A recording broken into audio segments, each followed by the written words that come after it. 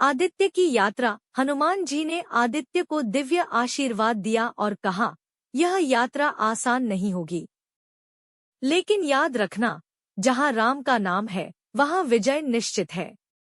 आदित्य ने अपने मन में राम का नाम लिया और हनुमान जी के निर्देशानुसार वह ब्रह्मांड के दूसरे छोर पर स्थित ग्रह जोरान की ओर रवाना हुआ।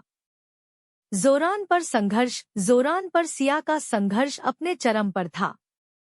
जाराक, एलियन सेना का नेता, अब अपनी पूरी ताकत के साथ मैदान में था। तुम इंसानों में इतना साहस कहाँ से आता है? यह ग्रह मेरा है और तुम इसे बचा नहीं पाओगी, जाराक ने गरजते हुए कहा। सिया ने कहा, मैं इंसान नहीं, राम और हनुमान की शक्ति से प्रेरित हूँ। मैं सत्य के लिए लड़ रही हूँ। लेकिन सिया की शक्ति अब क्षीण हो रही थी। उसने जीवन क्रिस्टल को सक्रिय करने की प्रक्रिया शुरू कर दी, जिसके लिए उसे अपने जीवन का बलिदान देना था। आदित्य का आगमन। जैसे ही सिया ने बलिदान के लिए कदम बढ़ाया, आसमान में एक तेज रोशनी चमकी। यह आदित्य था, जो हनुमान जी की शक्ति और आशीर्वाद के साथ वहां पहुंचा। सिया, रुक जाओ, आदित्य ने गर्जना की। सिया ने चौंक कर उसकी ओर देखा। तुम कौन हो? उसने पूछा। मैं आदित्य हूँ, हनुमान जी का दूत। उन्होंने मुझे तुम्हारी रक्षा के लिए भेजा है। तुम्हें बलिदान करने की जरूरत नहीं है। आदित्य और सिया का युद्ध। आदित्य ने सिया से कहा, तुमने बहुत संघर्ष किया है, अब मुझे अपना कर्तव्य निभाने दो।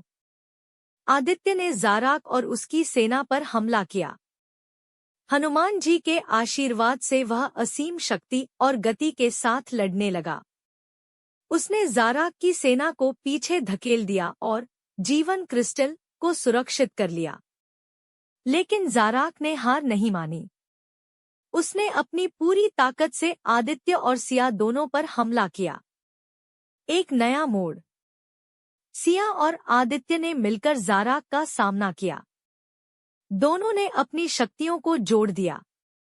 हम हार नहीं मानेंगे, सिया ने कहा। हनुमान जी का आशीर्वाद और राम का नाम हमारे साथ है। युद्ध भयंकर था। जाराक की सेना हार मानने लगी, लेकिन जाराक अभी भी अडिग था। युद्ध का अंतहीन परिणाम। आदित्य और सिया ने जीवन क्रिस्टल को सक्रिय करने का फैसला किया, लेकिन यह इतना आसान नहीं था। क्रिस्टल ने उनसे उनकी सबसे बड़ी परीक्षा मांगी। क्या तुम अपने भीतर के भय और अहंकार को त्यागने के लिए तैयार हो? क्रिस्टल ने पूछा। दोनों ने हामी भरी।